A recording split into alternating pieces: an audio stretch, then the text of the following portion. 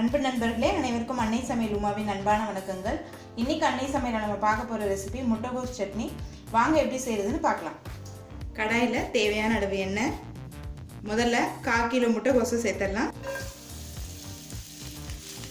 முட்டைகோஸை நல்லா பச்சை வாசனை போக நல்லா வதக்கிக்கோங்க.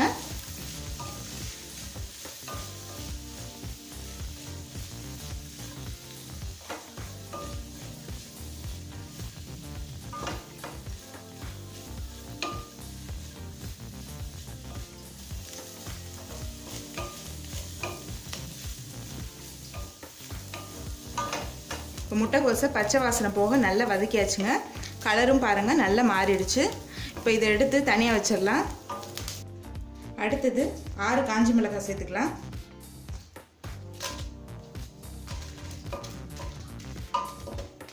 ஸ்லோலே வச்சு மிளகாயை வறுத்துக்கோங்க. நீங்கள் விருப்பப்பட்டீங்கன்னா மிளகாயை கொஞ்சம் கம்மி பண்ணிக்கலாம்.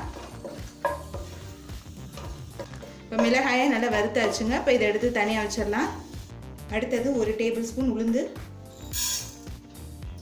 1/2 டீஸ்பூன் சீரகம், 5 பல் பூண்டு,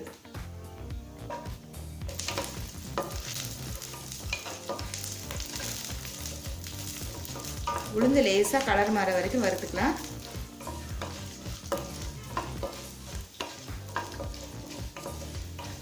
அடுத்தது ஒரு வெங்காயம்,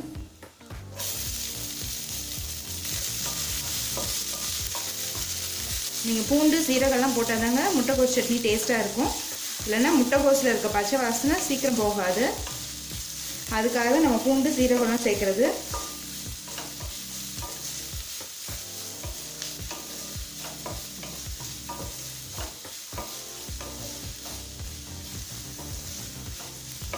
அடுத்தது ஒரு பச்சை மிளகாய் சேர்த்துக்கலாம். வாசனைக்காக பச்சை மிளகாய் சேர்க்குறோம். இப்போ வெங்காயம் வதங்கிடுச்சுங்க. அடுத்தது 1/2 தக்காளி சேர்த்துக்கலாம்.